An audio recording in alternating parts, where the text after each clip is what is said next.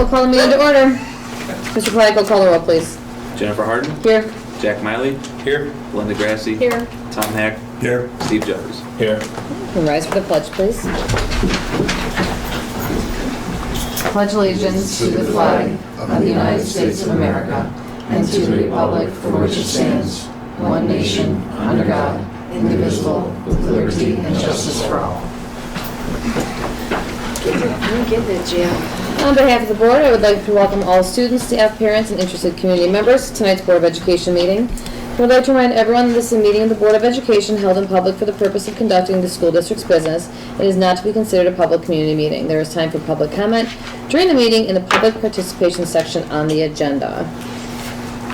I make a motion to approve the minutes from the January 24th and February 8th, 2017 meetings. Could I have a second, please? I'll second that.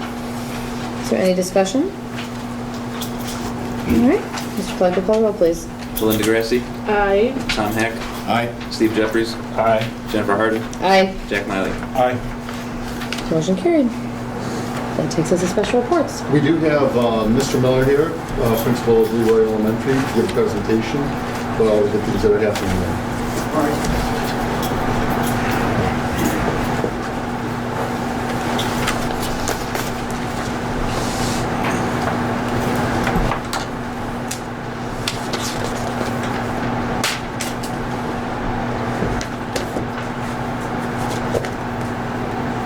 Just click out and go on the desktop. There's a thing too. Cares. Oh, I'm on. It's you, right here. So, I thought it was on tomorrow, maybe, so. I think that's it. This one, yeah. I'm just going to kind of go through the year chronologically, give you an idea of the kind of things that we do month to month. I see a lot of people that are from Leroy, so you already know all of this, but I know you board members, really, it's hard to keep up with everything that goes on. So this year, our year started on August 21st, which was a Sunday, and we had, I think, almost all but 2 teachers came to the ice cream social even on a Sunday, so that's how it all started. Same truck we've had in years past, and we ate a lot of ice cream. I think this was open house. 2 of our teachers you see there. Now, in the first of the year, we had an assembly. We wanted to talk about some of the character traits that we've been trying to promote in Leroy, so we called Mr. Basketball Jones. And he's pretty energetic, and we had him, I think, maybe 4 or 5 years ago, and we really liked his presentation. So he really worked the themes of honesty and integrity and kindness into his show pretty good. This is called his signature trick, and he's actually writing his signature on one of the balls. That's why he called it a signature trick. So now we're ready to go. Oh my gosh. Now, one of the first things the 3rd grade did, they went to Pioneer School, and as I commented there, yeah, Leroy doesn't look so bad now, does it? And then I had this picture. I really wasn't sure what the heck they were teaching there, but I'm assuming maybe it's another 2 let's see, Metro Parks come in and they do this at the other schools too, but we also have them come out and it's called geocaching. Now when I did the 6th grade camp, we used to use a compass. It was called an orienteering class, and then you have a little handheld computer and it reads the coordinates and you walk around and you find it that way. So.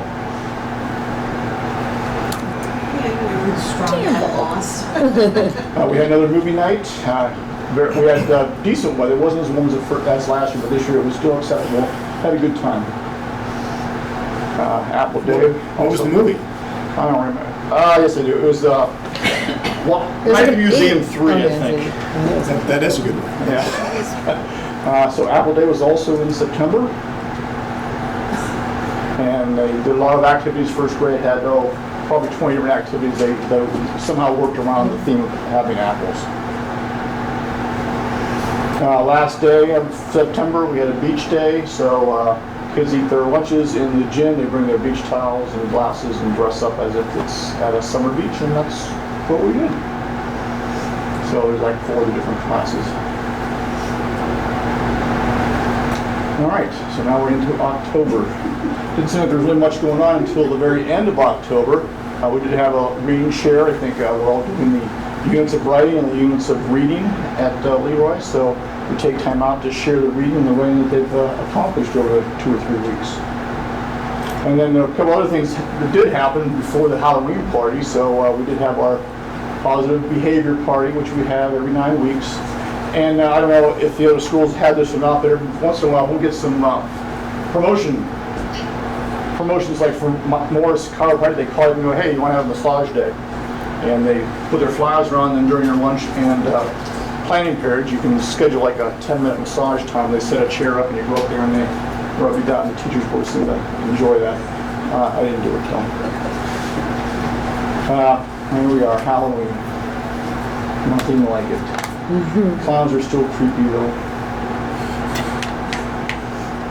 I like that snack. It's kind of cracked me up. Almost healthy, too. Fourth grade went to the Science Center. And there we are. And we're to November.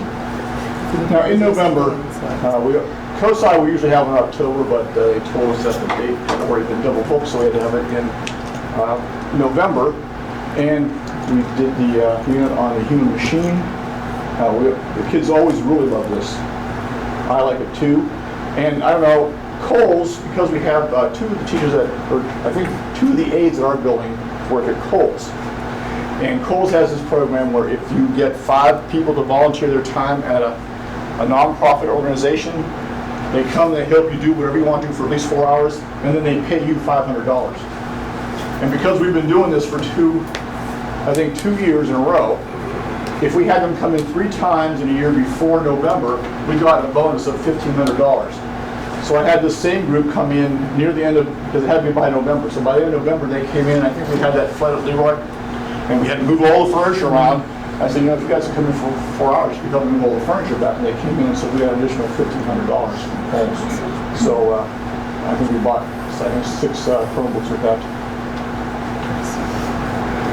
This is Rick Warner. He had done a whole district-wide presentation on Internet Safety Talk, but since he still has kids in our building, he'll come and he talks to our 4th and 5th graders. His father was the captain, fire chief. Oh, was he? Yeah. And he works for the FBI. Attorney General's office. Oh, that's right, because he got to change it. You know what he does really good. Now, one of our teachers, Mrs. Hopkins, her brother was stationed in Qatar. And he had been there kind of in community college for a long time, and they were kind of getting lonely. So Leroy, under her, she administered the whole program. She got together students in all the classes to write letters. And they sent the letters to her brother's unit, and they're holding up their letters that they got, that they had read from all the kids at Leroy. And she also thought that it might be a good idea, them being so disconnected. I think the nearest town was 10 miles away. And the only way for them to get there was to walk, so they didn't really go into town. So we thought maybe if we collected candy and sent it to them, that they would really enjoy that. So we collected it was about 100 pounds of candy, which cost probably 3 times the cost of the candy to ship it over there. As a parent, though, I was thrilled to hear that whole weekend. I was like, good, it's working. It was great. So it worked out okay. Yep. He also sent us a flag that was flown on a mission from a plane on one of their missions over there. So we have a plaque and we have a flag that was flown over in Qatar from him, so it was pretty cool. All right, this is one of my favorite things we do all year. This is our Veterans Day Assembly. And we've been doing it now for a couple of years, and we always get a lot of people that come. This year we had Brian Swick talk to us the second time. He's an Afghanistan veteran. So that's him sitting beside me, but we probably had 20 or 25 veterans in the audience. I think the oldest one this year was the Korean War. He's a graduate here, too. He is a graduate, right. Yeah, I think it was 2 years ago we had our last World War II veteran. We didn't have any this year, so it's kind of sad. So there he is. He's talking about his career. He brought a slideshow, and he also brought 2 uniforms. And he set his stopwatch. He picked 2 kids from the audience. He goes, "Here, I'm going to time you guys. Let's see who can get dressed the quickest." So he had to put on the fatigues, boots, hats, and everything, the whole deal. So that was kind of fun. I'll tell you though, and this being a humbling experience, when you look at Brian Swick and you think he had him in school when he was in 6th grade, and it's like, wow. And I just hardly don't even know what to say to him sometimes. So I have to make sure that I got my picture with him. And then we always have 4 or 5 of the parents and grandparents. Some of them still fit into the uniform, so we're wearing them. That's always pretty impressive too. First grade also did a food drive, so we're getting close to Christmas now. And again, this is the whole school thing, but first grade kind of organized it again. We collected food, we sent it to the Lifehouse Church, and they distributed it for us. So that's a local church that does that.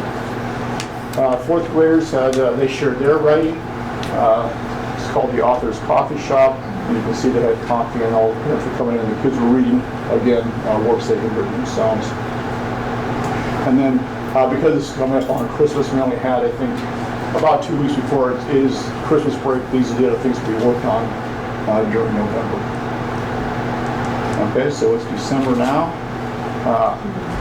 So we either have the sax choir from Mammouth came last year, and they are outstanding. This year, we were able to schedule the RSH review, and again, those are some of my favorite things we do. Those kids come in, they're our kids, they're like royalty to the young kids, and they're mesmerized by them. And they always put on a really good show, and it's high quality work. You know that Santa shop?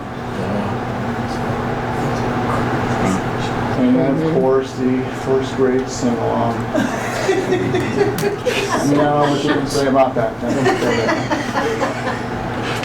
So, yeah, those red spots on their hats, they stick those on their noses. Become Rudolph there. Don't tell Carly Canals put this up. I'm telling. It's for me, that picture just makes me laugh. Sure don't appreciate it. It's a great picture, though. And then we'll get into the holiday spirit up there. So. Missed the one where I was on. Okay, so we didn't have much in January. It really was a quiet month, so these are about the only things that we did. Lockdown drill, that's always fun. This year, Captain Watson locked herself in a room and she couldn't get out. So she was there for 5 minutes and Joe started yelling.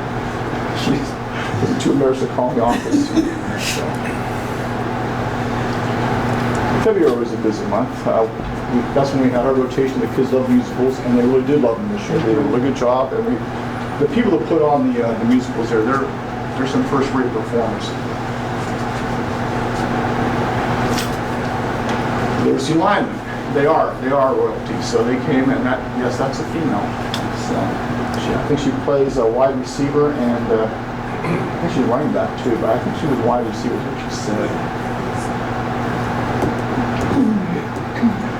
There's Nick Malacher. He's really excited about it. So for the 5th time he's read that book.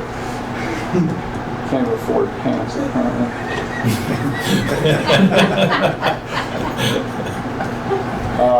Star Lab from Metro Parks came. This was done with money that CAPS donated to Leroy from a golf outing back in August. And I felt obligated to go, and I went and made a fool of myself as usual. But with that money, we were able to purchase this program. It was about $1,000. And we may be the only store that had this, but they have a little observatory in there, and they give them a little bit about the sun and the moons, and they go inside, and it's completely dark in there, and they look at the stars. My kids loved it. Yeah, Campbell talked about it a lot. So, Loved it. I'm glad we were able to get it. Father-daughter dance. There's a picture of the dads and daughters. That's what the dance is, so it's there. And then that was what it was most of the night. The daughters were dancing, and the dads kind of not so much dancing. All right, this is so far my favorite thing that's happened this year. So we had Right to Read Week, and we had a big discussion during our climate committee of what to do for Right to Read Week. And somehow they thought that they got in their head that we'd have this kickoff assembly where it started out with having these two do a performance, and then all the teachers were going to get up and do the wobble. That doesn't sound like fun at all. So the wobble got nixed, but then Abby Hartman and Rich Schmidt, they started talking to the kids. He's a reader, man. So the whole theme of the Right to Read Week is the fact that you want to be a superhero to be a super reader. So he comes in as superhero, he's reader man, and Abby Hartman came in as misunderstood. So she was kind of like the anti-reader in the beginning. So these are the two of them. This was their whole idea. The skit it was fabulous. So Rich is up there giving a little story and talking about the importance of reading and why it's so exciting. And Abby Hartman sneaks in the side door, and she starts going down the front. She's sneaking in there, and she's grabbing kids' books and throwing them off, and she's taking her pencils and throwing them everywhere and telling them, "Read, don't read, it's horrible, it's never fun, it's ugly, it's boring." And so she finally Rich Smith sees her, he starts reading a book to her, and she gets hooked, and then at the end she walks out reading the book. So the kids loved it. Abby and Rich did just a fabulous job. It was very, very entertaining. And then some of the other stuff in February: Valentine's Day parties, 5th grade celebration, Science Center. The student focus group with Miss Malaka. That was fun too. I bought one pizza. That's why it's helping me with those computers. I spent on my own pizza. And then we have a lot of testing going on. Fortunately, that's just how it is. Again, LSA, everything we buy, LSA will, if I ask them for money, if they have it, they're willing to help with anything we do as long as it seems to be in the best interest of the kids. They've never balked at anything that we've asked them for. Charities, and pretty much the same as anything else. And thank you, and that's it. I'm done. Any questions? Hey, thank you. Great idea.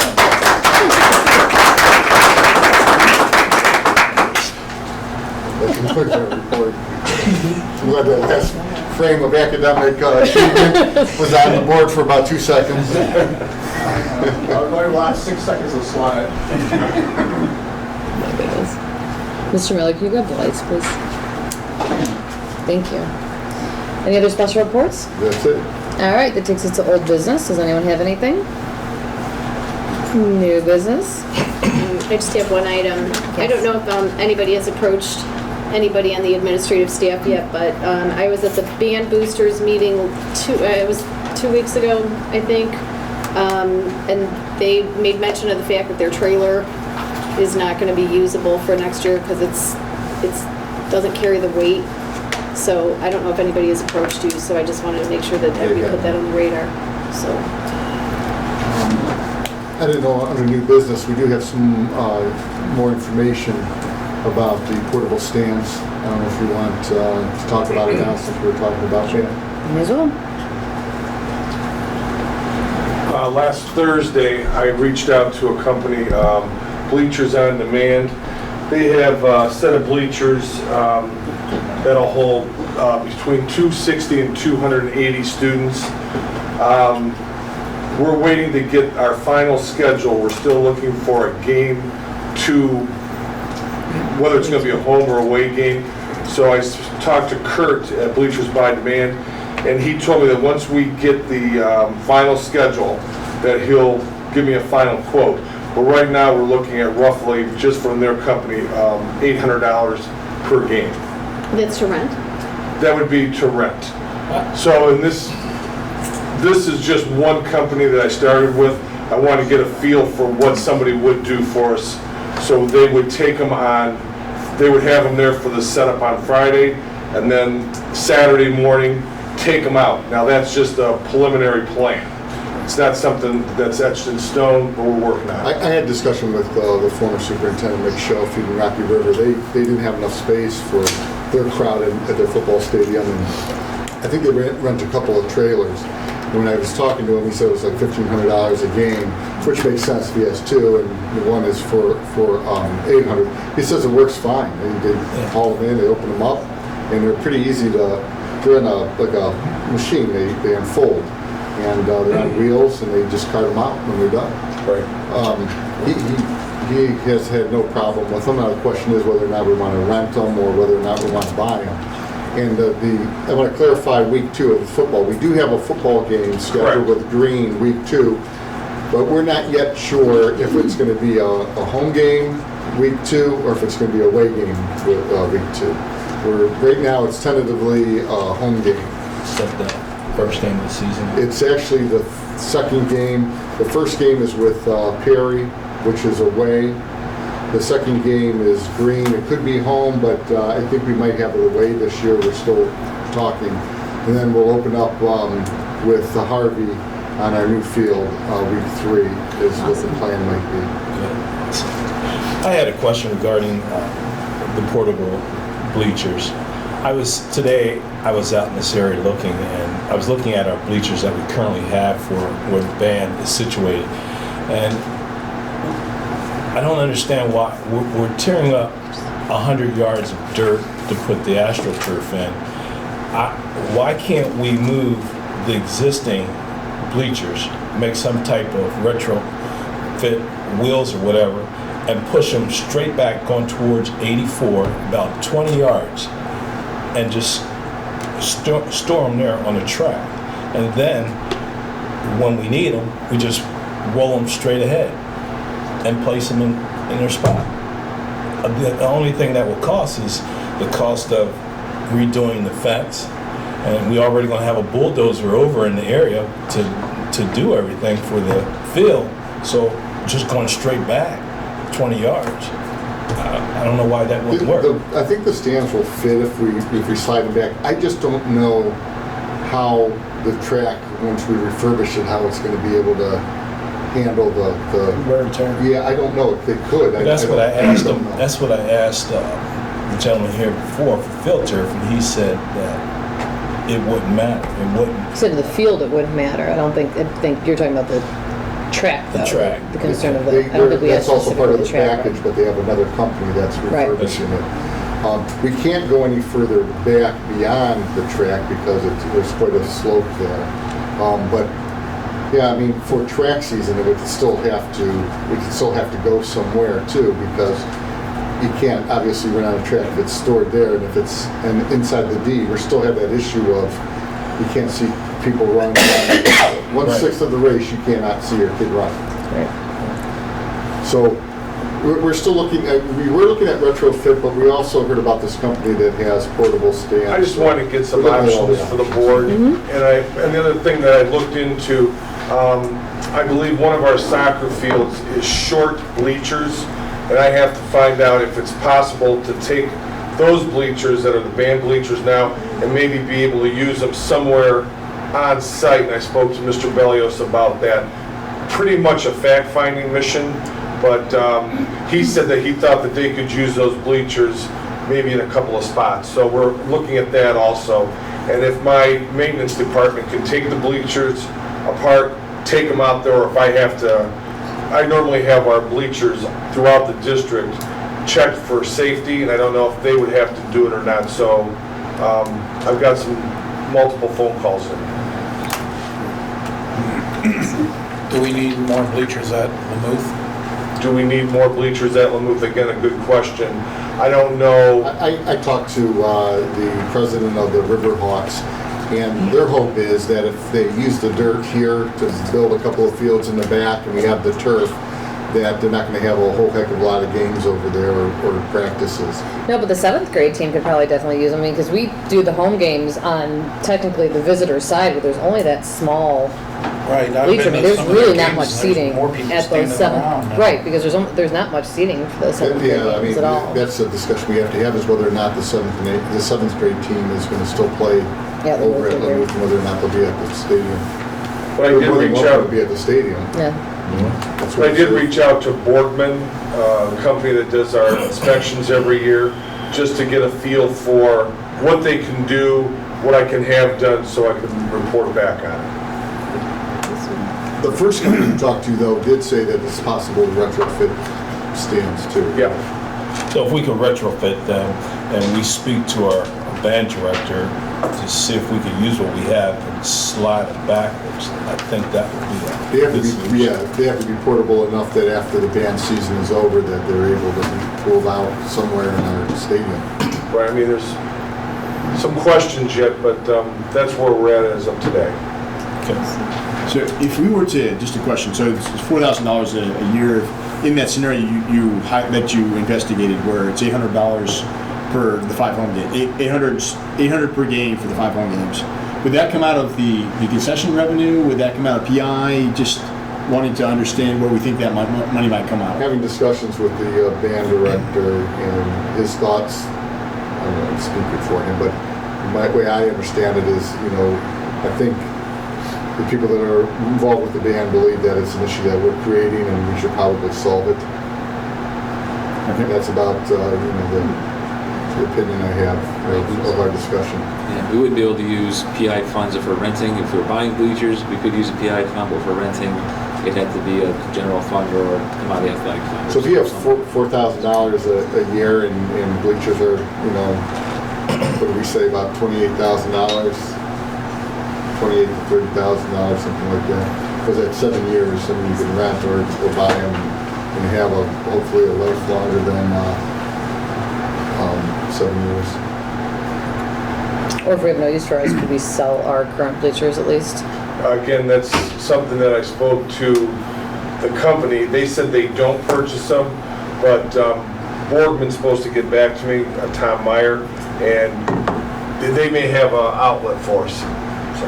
Okay. Yeah, and once we buy them, we can pull them anywhere. We can take a set over to Lamouth if we're having an activity over there or anywhere. Elementary schools, Right. they go on the highway. I mean, that's how. Who do they pull those with? Front yard? Pardon me? Who do they pull those with? I don't know. Or tow those? Fun. This is my first go-around, and we just started talking last Thursday, and I talked to him again today. So he's gonna send me a complete package of everything once we get our last game scheduled up, and then I'll have that for you. Okay. Because But the one nice thing is that they would do it, take them on, put them on, and take them off on Saturdays. Just a thought. Good. Thank you. Okay. Anything else for new business then? All right, that takes us to Board of Education Committee and Liaison Reports. The first is the Superintendent's Business Advisory. I was not able to be at the last meeting, but there was one on Thursday, February 16. Sounds like they discussed the practicality of Naviance. Jim, do you just want to tell everyone about it, kind of, instead of me just reading our notes? 'Cause What I it was wasn't is there. we had some new members there, and Mr. Manos was the one that facilitated the meeting. And we had some students that did some shadowing on Groundhog's Day, and they came back and told us about their experience, what they liked about working out in the real world for a day, and what they didn't like, which was very, very valuable. As you know, we have our senior projects at the end of the year, where kids are out in the field for about 2 weeks, and they're starting to get experience careers that they think they might want to pursue once they graduate.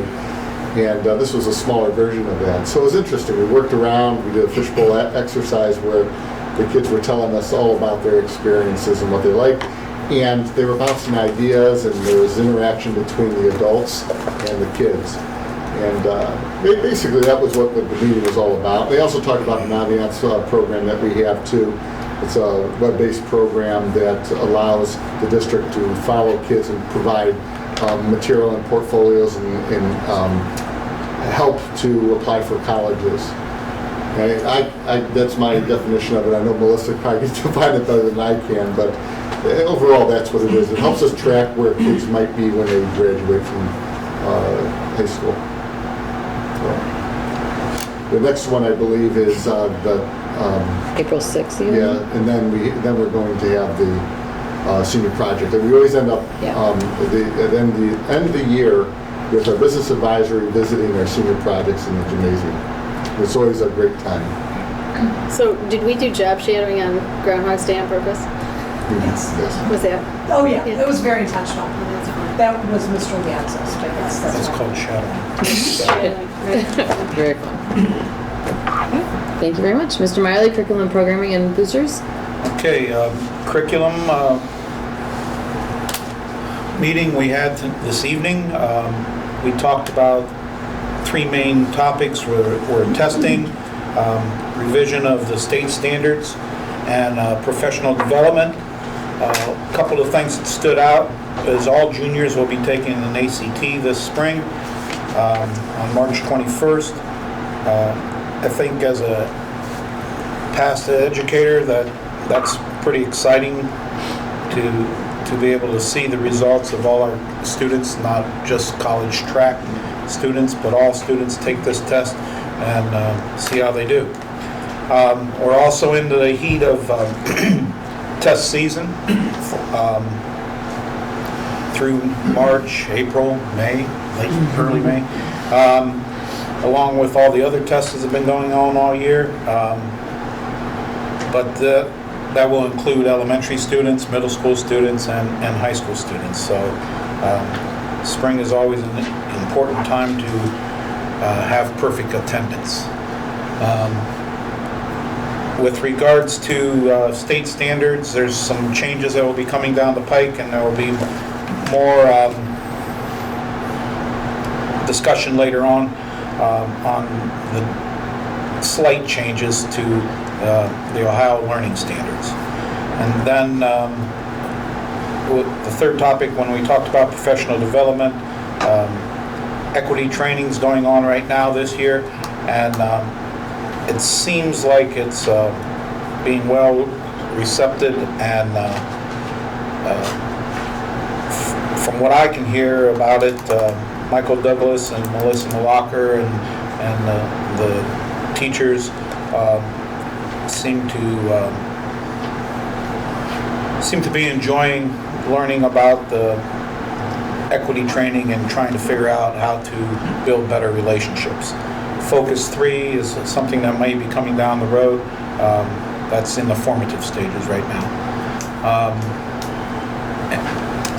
Anything to add? No, I think you covered it well. Thank you. Okay. With regards to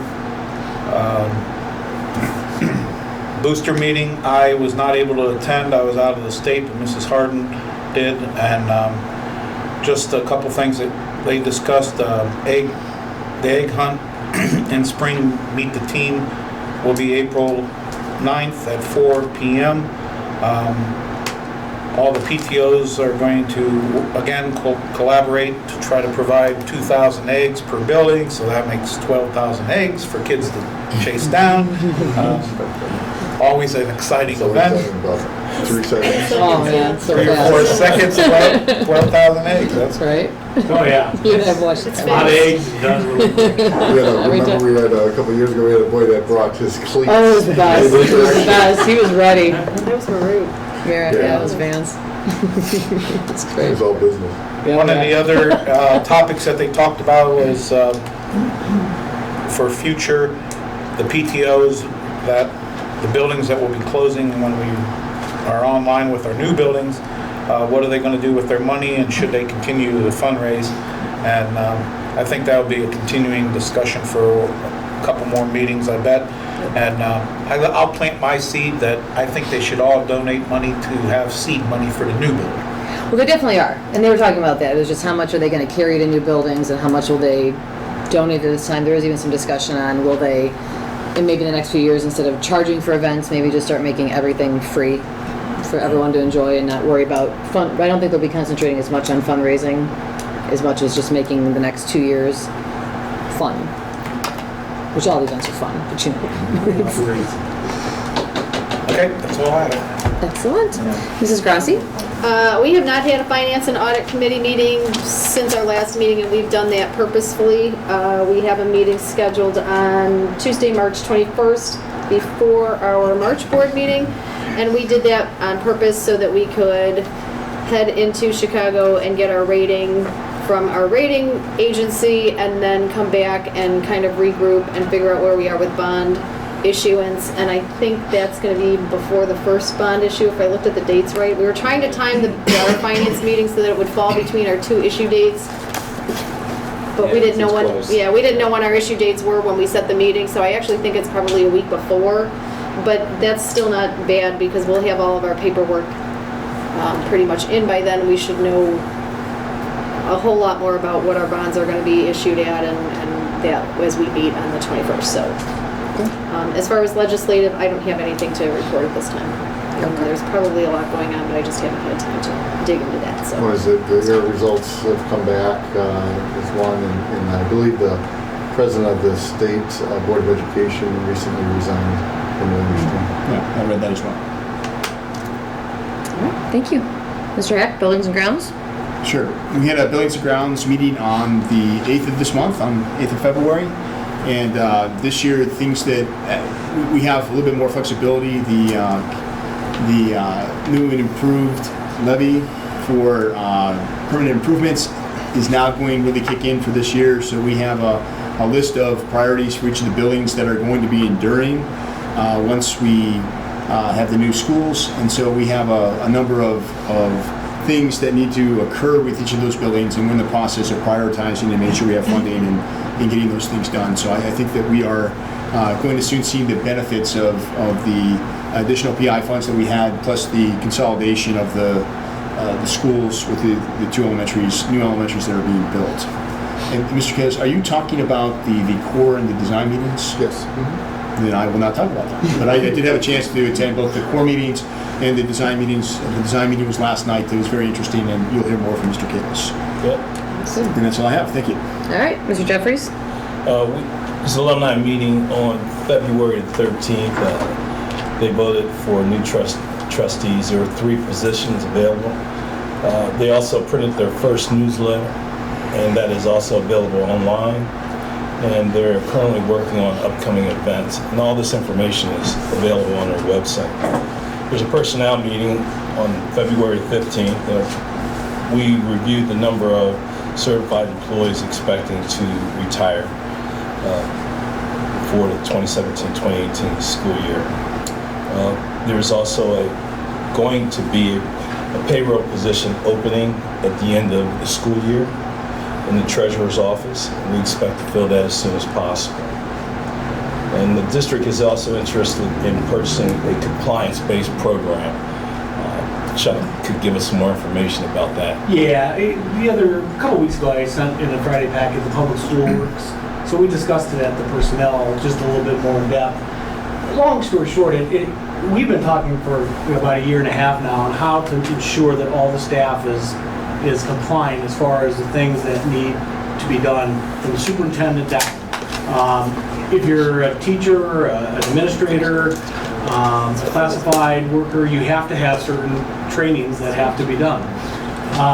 So this package literally allows us to go over children internet protection, emergency management, first aid, food safety, hazard, human resources, operation safety.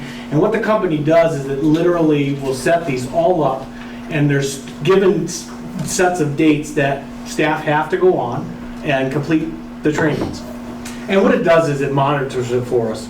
We go on, and the auditors are really becoming pretty big on, they walk in, they say, we need to know what staff trainings you've done. And we go, we're working on those, unless we've done the bloodborne pathogen, which is still the same piece of paper, probably from 30 years ago. But anyway, that's one of them.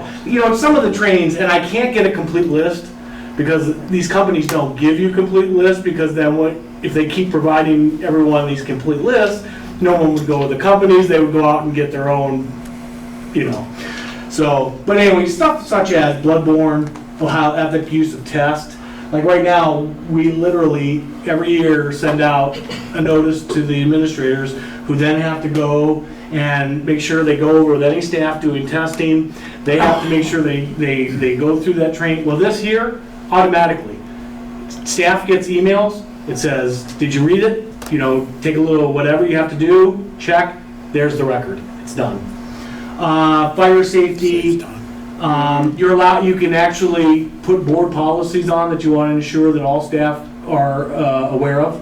Again, it's usually one of those things where you read it, check, I'm done, but again, makes it aware. A lot of homeless.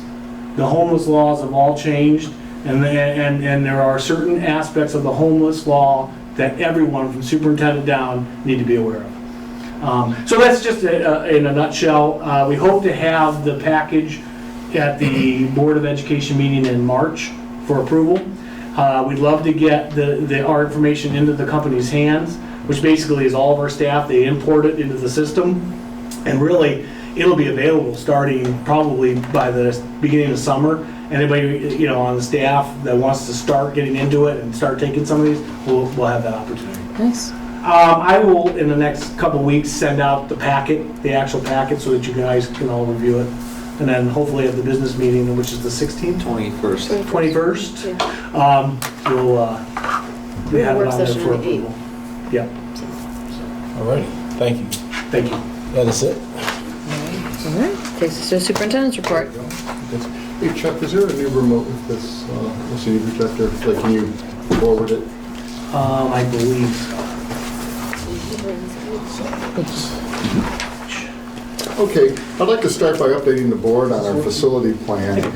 Yes, we've had several core meetings with administrators where we would sit with representatives from Fannie and Howey, our architects, and talk about what is essential in a new building, what it would look like in terms of space, how many classrooms you would need per grade, what the enrollment might look like. We've done our homework on that, as you know, even about a year ago, looking at what it would look like if we closed 4 schools and built 2 new ones. So, aside from the actual number of classrooms, we need to start looking at what the building's going to look like, or what the configuration is. Is it a 2 floor? Is it a 1 floor? Do we have pods? Do we have traditional hallways?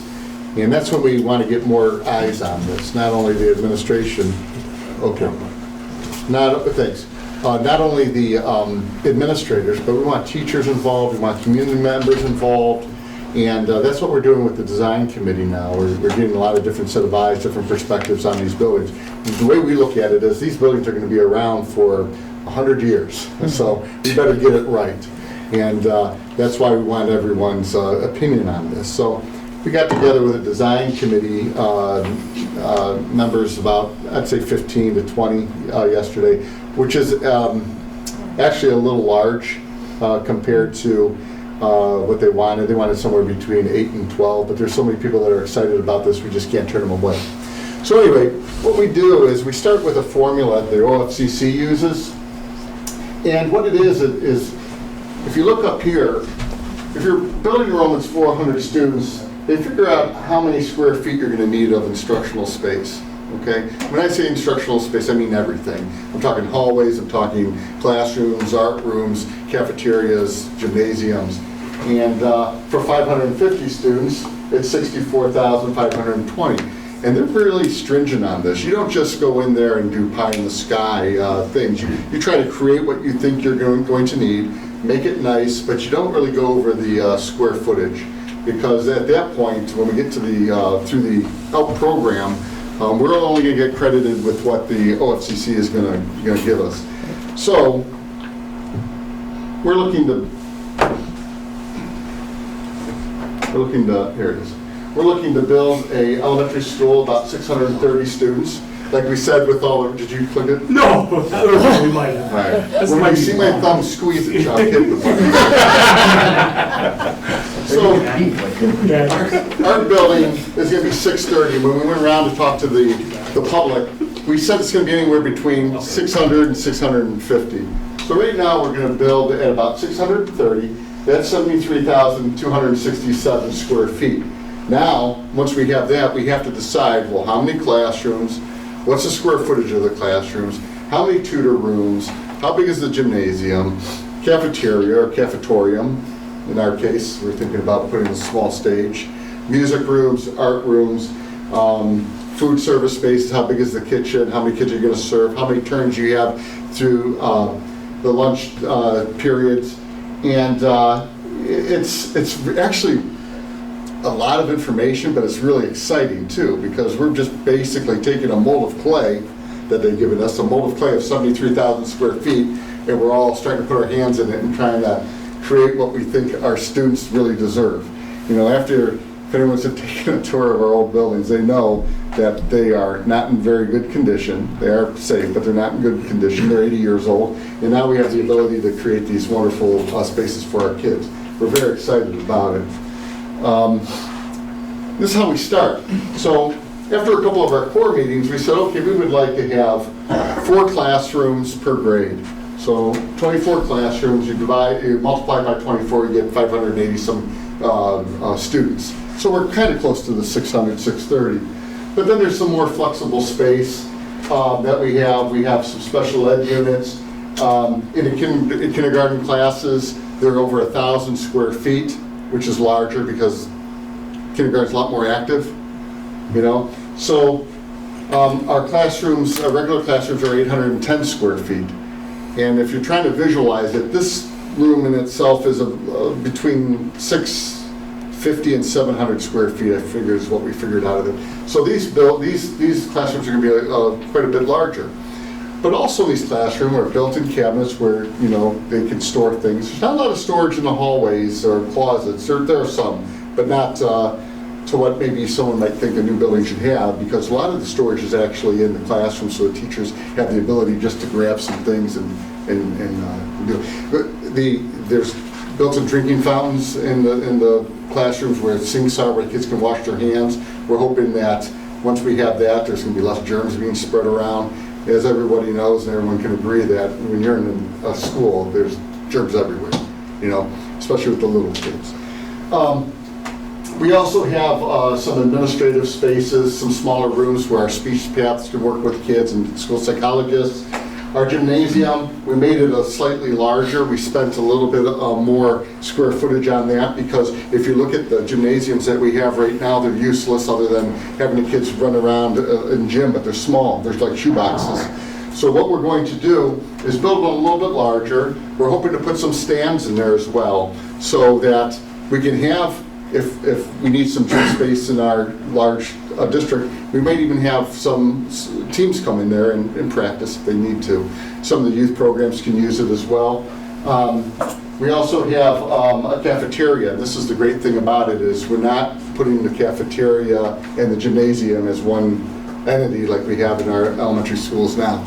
So while we're having lunch, we can also still have gym classes. And we're hoping to have a open door between the gym and the cafeteria, because if there's a small stage on there, if we have larger groups, we can open up a door. We're hoping we can do this. We can open up the door and the extra seats can be out into the gym, but still looking into the cafeteria. So it's been pretty exciting. Melissa, I went to a couple of them this past month, where we were talking about what people would like to see. We went to all the schools, and Melissa also went to each of the elementaries, and they had lunch with kids to ask the elementary kids what they would like to see. And she got some very candid responses. Some were kind of funny, but some were pretty thoughtful too. Now this isn't what it's going to look like, but we have to start somewhere. This is a pod configuration. We have the elementaries here. You have the smaller grades on the first floor, kindergarten through second grade. And then on the third floor, you have third, fourth, and fifth grade. And there's some safety features that they would like to put into the schools. One is the entranceway. Like we said, how important it is to come into the vestibule and force through the office before you can get into the confines of the building. None of our buildings are like that really right now. We lock the doors, but you buzz in and you're in. Now, with all the schools that we visited, or most of them, they funnel you through the office to identify yourself before you can get into the hallways. And what else is interesting, even with these pods, there's the ability, and some schools have done this, where there's doors that will separate their pod. But they're safety doors. You can get out by pushing a panic bar to get out into the hallway, but in a lockdown, you can close those doors and they can't get in, at least for the time being. You want to slow people down. They can't get into the pods. But again, this is just a rendering of what could be. It's not what it may be. We're still working on some of those things. This is what I was talking about with the gymnasium, the cafeteria, and the stage. The stage also, on the back side of it, has a music room that can be used for a green room. So during performances, the kids can be in the music room, come up behind the stage, and then perform. It's really great having, obviously, the architects there, because they've done this so many times that they even tell us about things we don't even think of. But it's very exciting. If I could, Mr. Killis, I was at the meeting last night as well, and the pod concept for the teachers that were in the room listening to what was going on and being part of the conversation, they're very excited about that concept and being able to better work with and I guess share class space with other classes of the same grade. So I think it's a pretty exciting concept that will be very useful. Yeah. Want to add anything? I would just say, if you, in our old buildings, you could have a first grade class here and a first grade class over there, just depending on where we try to keep them together, but this is actually much better use of space.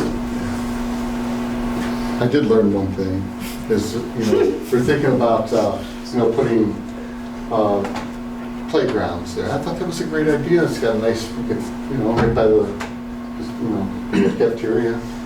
Oh, we don't want playgrounds outside of our classroom. Big distraction. I'm thinking, well, okay, I didn't even think of that. They The did, little that kids came running out, around. yeah, in the focus groups. Yeah, that the was a big teachers weren't deal. really thrilled about that. So. All right, these are the rest of the meetings that we have, at least for the time being, up the next couple of months. We already had the one yesterday, but we have March 13th. The other one was during spring break, so we're looking to reschedule it sometime, but there should be another one in March. As you can see, we're concentrating on site development review, gym stage in this next meeting. The other thing we're looking at is, right now, we're pretty sure that the building that's on the Stern site is going to be 2 stories. I mean, there's no doubt about it, because we're a little bit tighter over there. Over at Madison Avenue, most likely two stories. So all the way up to May 8th, there'll be more meetings. These are the ones that we have scheduled. And if there's no questions, I'd like to move into the school calendar with the board. Before I give the calendars to the teachers, I just want to make sure, there's 2 here. We can create more, but these 2 are basically the same except for spring break. I want you to just take a look at them. Again, I can create a couple more if the board would like. Which one is your preference? They're almost identical. I can go either way with them. What are the other districts doing? All right, I'll show you what the differences are in a nutshell. School starts on both of them the same time. It's Monday the 21st for the teachers. It's Wednesday 23rd for the students. The teachers have professional development. Do you have? No, just one calendar, right? Oh, I'm sorry. Is it the same one? Yeah.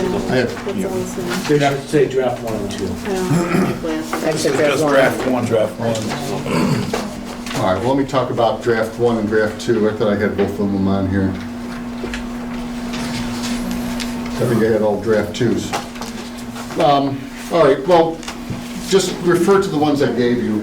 But basically, we have August 21st for the teachers. For a 2-day period, they are in PD, professional development. And then Wednesday, August 23rd, the students start. We're typically about half a week to a week later than a lot of other students. Thank you, Chuck. But this is about the time we start every year at Riverside. Now, if you look at winter break, both are December 21st for the teachers and the students. Again, the teachers come back a day early to do professional development as well. The kids still have another day of vacation.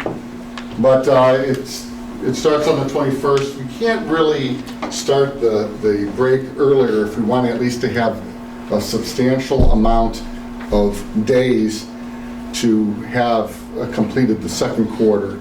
In the past, under our regular calendars, we always seem to end a couple weeks into January for the semester. Now we're trying to end before the start of the winter break. But again, it'd be on the 21st to start of vacation. It would be on the 21st. Now, spring break, there's 2 options. Last year when we were talking about developing the calendar, there was some discussion about whether or not we want to have a consistent week every year, no matter where Easter falls. We were going to keep it on a particular week. And it worked for us last year because Easter was, later. And we have our spring break in March now. So this coming year, it's not going to be that late. In fact, Good Friday is on March 30th, option 1, and the entire first week of April, from the 2nd to the 6th, would create a traditional type of spring break. You have Good Friday off, and then you have the rest of the week off. If we kept the week the same as we had this year, just to keep it consistent, we would have the week of Good Friday free, or we would be on vacation, And that's March 26th to the 30th, and then Holy Monday would be off. And that would be consistent with this year. Now, there's two types of thought. Number one is, it's nice to have traditional because people always think they can plan for it. But having it non-traditional also allows people, if they want to travel, it's usually a little bit less crowded to do that. So those are the differences between the two calendars. We can create some changes if you want during the winter or even during the spring, but we didn't want to make too many different variations. We figured that this is basically what we've had in the past, and these are the two different options. So I don't know how you feel about it. You can take a look at it and, you know, if you want to shoot me an email or something to tell me what you think of it.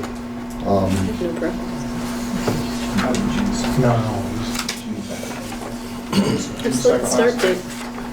Last day, June 2nd again. Yeah, I believe we have it on the 4th this year. There's For the teachers. legislation pending On this calendar. that might Yes, push force it back. schools to start later? My understanding is it wouldn't be until the Labor 18th. Day. 18, 19. So what? Yeah, one more year away. And I haven't heard much movement on it yet. Again, the advantage of having new buildings eventually is they have air conditioning. Part of the OFCC is, whether we want it or not, which, why wouldn't we want it, we're required to have air conditioning in the new buildings. That's why a lot of schools start earlier than us. You know, Perry always starts early. A lot of the newer buildings do have climate control. We don't. And I have to tell you, I've been over in some of our elementary schools in August. It's terrible. I mean, I've seen thermometers that are 92, 93 degrees in the classroom, and that's just, it's not productive at all.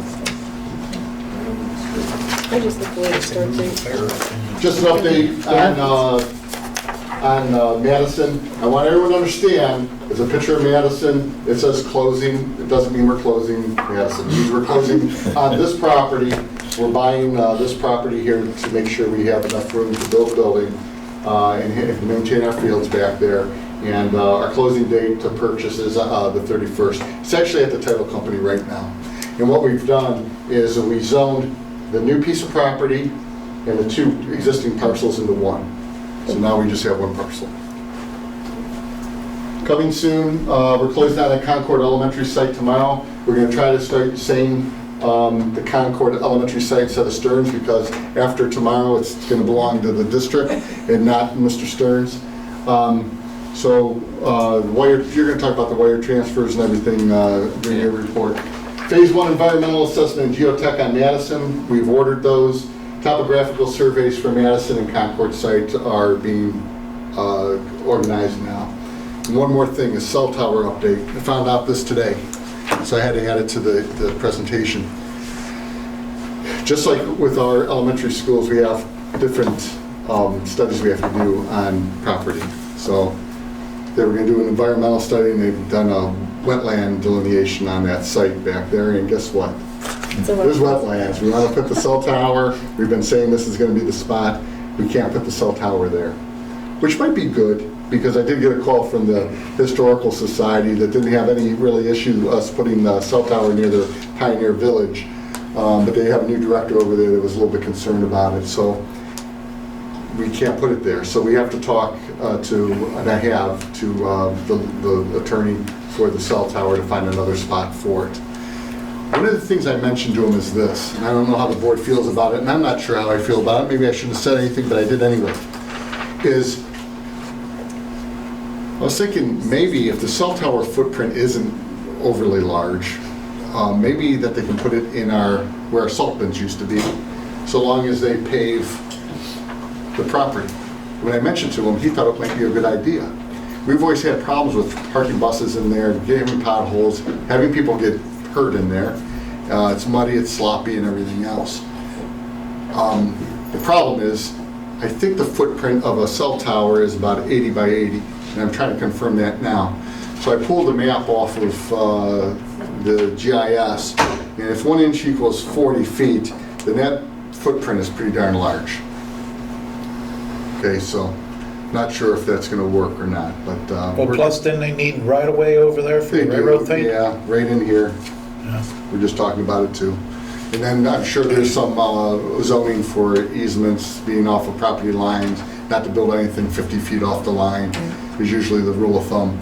So it might not work, but we're gonna take a look and see what we can do. The deal's not going away, it's just that we have to find another location. Push comes to shove, we might have to put it out on the light post on the field. The only disadvantage is they can't carry as many carriers as a monopole. So I don't know if that's gonna change what they're gonna offer us or not, but something we can look at. And that concludes my report. Thank you. A question on the cell tower. If we were to investigate further with the light pole, could we have not 2 light poles that have, they keep the same number of carriers, just have more than 1 light pole with them? I don't know, they didn't offer that option, but I can't see why they wouldn't. It's hard to believe there'd be interference, but you never know.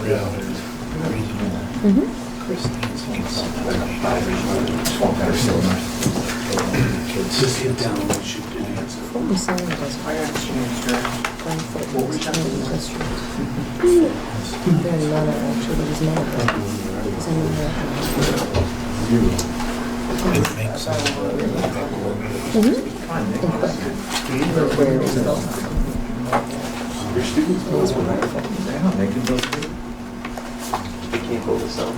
Okay, you guys ready? Blacko, we're ready for you? All right.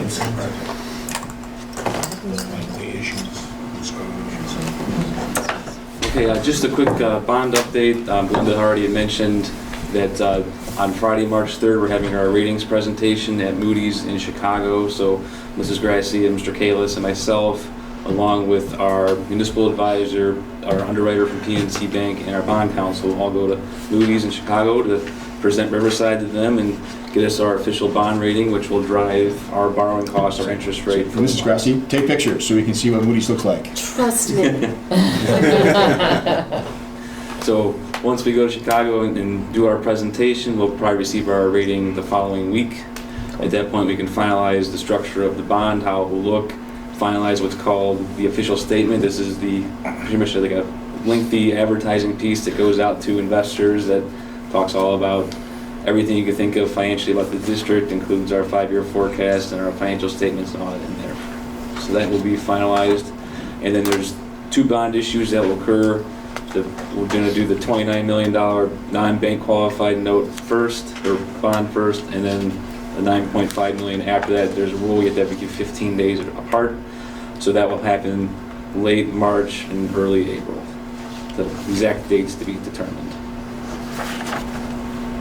Can I just say that the official statement was a lengthy document that Mr. Platko forwarded, and I did read it, and he and Jennifer Blazer did a really, really great job putting that together. It was very well done. Yeah, it's quite a work to put together. It's probably, how many pages do you think that It was, I don't know, it was like 90. Yeah. But I read it. And just as an aside, I think it's a really great professional thing for Mr. Platko to be able to go and do this, like, only having been here a brief time so far. I think, not many people get to go to actually get their first bond rating. Right. So we are actually establishing a bond rating for this district, so it's kind of really exciting. Right. It's definitely. Gary and I have talked about it. experience It is a really, like, I think a professional coup to be able to do that, and so I'm excited. I know he's excited. Right. So. And even some of the, like, talking to some of my colleagues that have been around They're for jealous. quite some time, they're like, yeah, my district had a bond issue, but that happened right before I got here, or a couple of years before I got there, and not too many people have gone through the full process, start to finish. Nice. That's really neat. For the Concord property, as Mr. Kalis had mentioned, we're going to close tomorrow. All the funds have been wired to escrow, even though it was quite a disaster because we were our first merit customer, went through the Huntington transition, and it hit all kind of, at every roadblock I think we could possibly hit. But I finally got the funds wired today, so we're ready to close for tomorrow on time like we were expecting, and all the paperwork's been signed off, so we shouldn't have any issues at this point. Everything's good to go.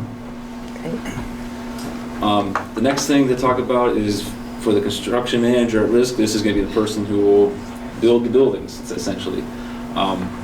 We put out a request for qualifications through the OFCC for construction managers.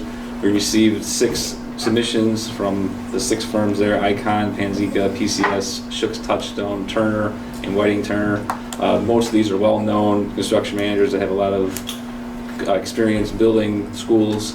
And so we met with David Riley, who we're going to hire as our owner's rep and legal counsel for the bond project on the 21st. And we shortlisted it down to 3 firms, in which we sent what's called a request for proposal to get their actual pricing from them. And it's pretty much, the pricing is like their management fee that they charge. And then once we select that construction manager and we finalize design, they will provide us what's called a gross maximum price, which is basically, this is the true cost of doing that construction. And Mr. Riley will help us negotiate that on our behalf too. And he's familiar with all of these companies as well. When will they be doing, So the 3 firms that we shortlisted was Icon, PCS, and Shook Touchstone. We're going to conduct interviews on March 15th during the daytime. And I wanted to open up an invitation to any board members who want to come and sit through those 3 interviews so that they get some extra input. So if there's anybody who's interested in joining us for that. I was already planning on being there that day. Yeah, actually, I'm tied up that day, so I will not be able to attend. But could you, if you're able, can you expand upon why these 3 were selected? The OFCC gives us like a rating schedule, like a checklist? grid sheet type of thing that we number things out. So Mr. Riley helped us number those out, but pretty much going off of his experience, and each proposal is probably 50 to 60 pages. They talk about the experience of their people that are with their firm, what projects they've worked on, what school districts they've had construction projects at.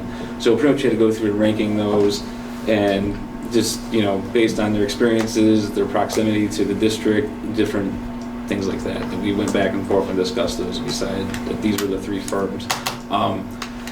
Just some notable things like Icon, they had built Painesville schools under a different company name, Scaparetti or something like that was the builder there, so they became part of Icon. PCS was the company that helped us out with the Hale Road asbestos issues. Sure. And then Shook Touchstone, they have a lot of experience, more of mid and southern Ohio, not too many projects up this way, but they had quite an extensive background as well. Terrific, thank you. So the goal is we're going to do those interviews on March 15th, and then to have a selection for board approval on March 23rd, and have them come in and do a quick 15-20 minute presentation.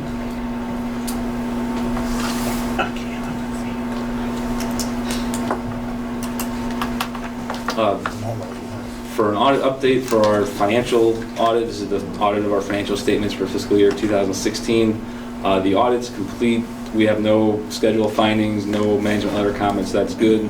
They didn't find any issues when they're doing their examination, and it will be released to the public probably around mid-March. Once we have some paperwork we have to sign off on, and they'll release it probably about 2 weeks.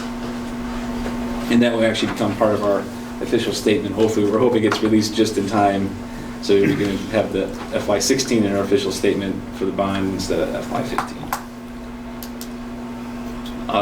For the turf track project update, a purchase order was given the field turf so they can get started on the project. We had a pre-construction meeting on February 21st to kind of talk about the next steps, and with construction to begin around mid-May. And the tax anticipation note that we had that we're going to do closes tomorrow, so we'll receive those funds tomorrow. So tomorrow is a pretty busy day right before we leave for Chicago. Timing is everything. I wanted to do a quick state budget update. I don't want to focus a lot of time because it's the governor's proposal right now, and it most likely will change. But in case you've read things in the newspaper, and just kind of to clarify a few things, he released the budget on January 31st. There was no major changes to the formula. There's a little bit of tweaks in there. It keeps the $6,000 per pupil allocation, but as we know, Riverside gets, every district gets reduced by a state share index, but we've actually received $1,350 per student typically. There's some reduction to transportation funding as well, and then there's a thing called the guarantee. Usually the guarantee says you're not going to receive less funding than the previous year. based on your enrollment. If your enrollment goes down a certain amount, your guarantee slides down from 100% to the lowest at 95%. So the worst case scenario is you receive 95% of the funding you received the year before. And there's a $280 million increase to education in the budget. So what does that mean for Riverside? It means a loss of, unfortunately. We fell into the enrollment loss category that we have the 95% guarantee. So this is just all the districts in Lake County and how the simulations worked out. So Riverside, we lose $420,000. Madison, and the other bigger losers in Lake County, is $644,000. And I hate to say it, but that's kind of the reality. And what the irony of this is both Madison and Riverside are on the district in May for an operating levy. And then they're the ones that get hit hardest by the state budget. So it's just kind of a weird coincidence like that. Painesville increased $1.3 million per year. So, just to make sure I'm hearing correctly, so more or less, because our enrollments slid, that affected the formula, which I got. So Right. for the other districts, Fairport looks like it pretty much held steady, which is obviously also a very small district. Perry, Wickliffe, and Willoughby Eastlake, they had some gains, is what I'm interpreting. Is that accurate? Yes. Yeah.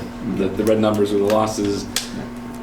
Obviously, black I thought numbers are positive. they slipped less, but I'd have to check. What was that then? I thought they slipped less in terms of enrollment. Because that's a pretty hefty right. increase Yeah. for Willoughby Eastlake. Willoughby Eastlake, they were called a cap district, so they were getting less money than they're actually entitled to.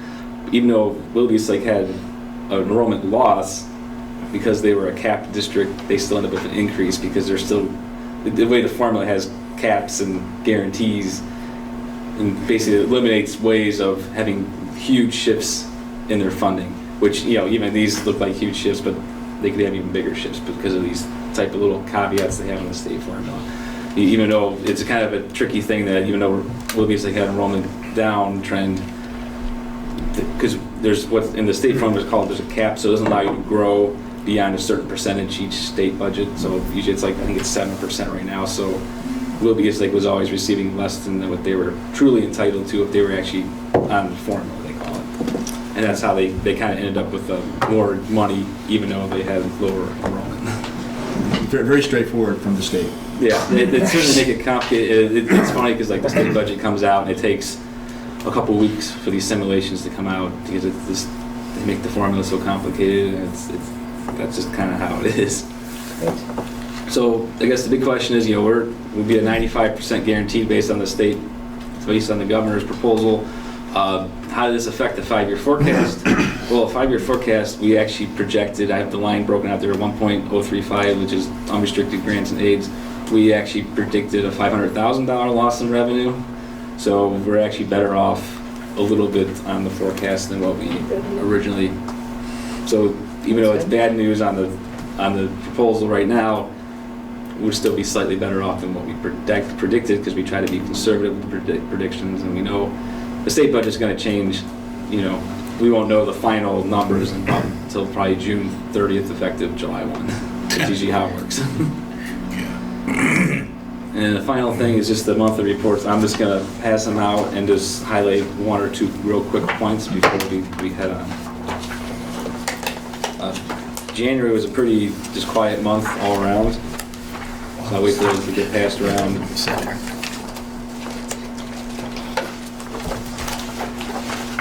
I want you to turn to page 3. And this is what's called a fund balance report. And the timing of property tax payments is always a an issue for us to be able to monitor. So if you look at our general fund at January 31st, 2017, the far right column, our unencumbered fund balance at the end of January was $156,000, $157,000, which is pretty low. Our cash balance was $3.5 million, but we had all the purchase orders that are outstanding, so we had those funds are committed. So when you think about it, every payroll that we post twice a month is about $1 million cash outflow. So we actually start to dip negative before our property tax settlement comes in February. We still have cash, but some of it's already committed for other purposes. So we're kind of taking it out of one pocket, putting the other type of thing, if, you know, like for lack of a more technical term. So it's one of those points where it's like we have to be careful that we might have to borrow money to make payroll, and that's why we need an operating levy. And we expect, you know, there's a trend that happens every year. You know, previous treasurer Mike Rocks gave me the heads up, like make sure you watch for this, just because I think the last time we actually had to borrow funds was in 2012. But you know, there's always that risk, and depending on when the county gives us our property tax advance, we have to, you know, it got to the point where I'm like getting a little worried. I contacted the county, like, oh, your wife's actually coming tomorrow. I'm like, okay, we're good. We don't have to worry about that. But I just wanted to highlight that point. You know, a lot of time we focus on the 5-year forecast. You kind of see this is the balance at the end of the year, not seeing the true cash flow of how it goes up and down based on the way property taxes come through.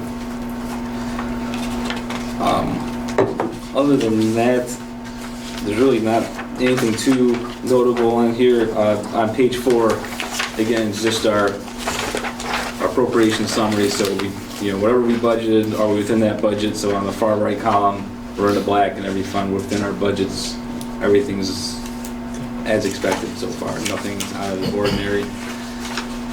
And then the last, I'm gonna just skip ahead to page 8.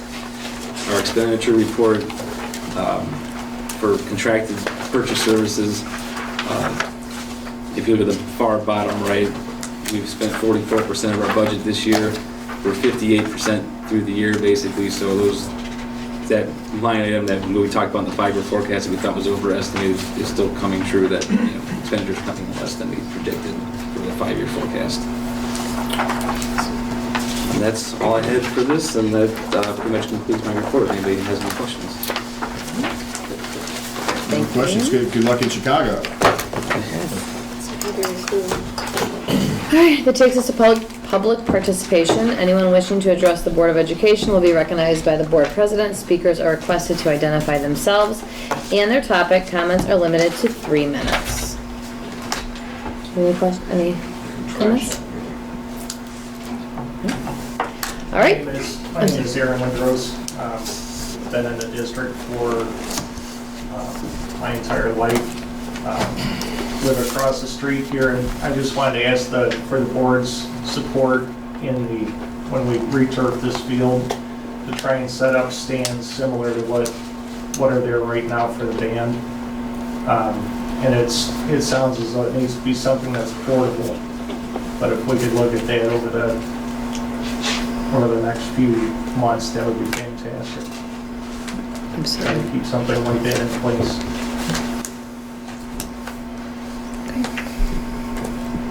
Does anyone else have anything? Okay. That takes us to a consent agenda. A consent agenda provides for a more efficient use of time. Any board member can remove a consent agenda item to be discussed and voted on individually. Finance and audit. We have a motion to approve the items listed on the finance and audit consent agenda as recommended by the treasurer, items A through L. I'll second. Second, thank you. Do we have any discussion on any of these? I would just like to comment on all the donations. Yeah, it's great. It's really great to see. Yeah, we've noticed that when reviewing policies that we don't necessarily always approve everything, so we're making an effort to make sure that we formally approve all of our donations and that people are properly recognized for that. Right, and that's really great to have them written down in the records of our board minutes, so. Mm-hmm. All right, if there's no other discussion, can we call the roll? Tom Hack, Aye. Steve Jeffries, Aye. Jennifer Harden, Aye. Jack Miley, Aye. Belinda Grassi. Aye. Motion carried. Personnel. Motion to approve the items listed on personnel consent agenda as recommended by the superintendent, items A through I. I'll give you a second. I'll second. Any discussions at all? Mr. Plackett? Steve Jeffries, Aye. Jennifer Harden, Aye. Jack Miley, Aye. Belinda Grassi, Aye. Tom Hack. Aye. Motion carried. Curriculum and programming. Motion to approve the items listed on the curriculum programming consent agenda as recommended by the superintendent. Item A. A second. Thank you. Any discussion? Questions? Okay. Jennifer Harden, Aye. Jack Miley, Aye. Belinda Grassi, Aye. Tom Hack, Aye. Steve Jeffers. Aye. Motion carried. Buildings and grounds? Motion to approve the item listed on the Buildings and Grounds / Operations consent agenda as recommended by the superintendent. Just item A. Is there a second? I'll second. Thank you. Mr. Miley, is there any discussion? All right, Mr. Placco, can you call the roll? Jack Miley, Aye. Belinda Grassi, Aye. Tom Hack, Aye. Steve Jeffers, Aye. Jennifer Harden. Aye. Motion carried. All right, that takes us to a Board of Education update, if anyone has got anything else. I'd just like to invite everyone to the Chamber Music Festival this weekend, going on from 9 9 in the morning. till until 4 p.m., just about. Yeah, approximately. So all of our choir students and band students will be performing and having non-rated judging going on from some other professionals in our community, and it's always fun and interesting, and the kids do a really great job. And come to the drama play, or not the drama, the musical, which is the next weekend. Yeah. Yeah. Senior Citizen Appreciation Phone's been ringing off the hook. People making. That's great, because it was very Great. crowded last year. It'll be really nice to see them. Good. All right, if that is it, then be it resolved that the Board of Education of the Riverside Local School District adjourns to executive session at 8:25 p.m. to discuss personnel matters for appointment and/or employment, negotiations, and matters required to be kept confidential by state or federal law. Can I have a second, please? I'll second. Is there any discussion? All right, Mr. Placco, call the roll, please. Belinda Grassi, Aye. Tom Hack, Aye. Steve Jeffers, Aye. Jennifer Harden, Aye. Jack Miley. Aye. Motion carried. Thank you all for coming today.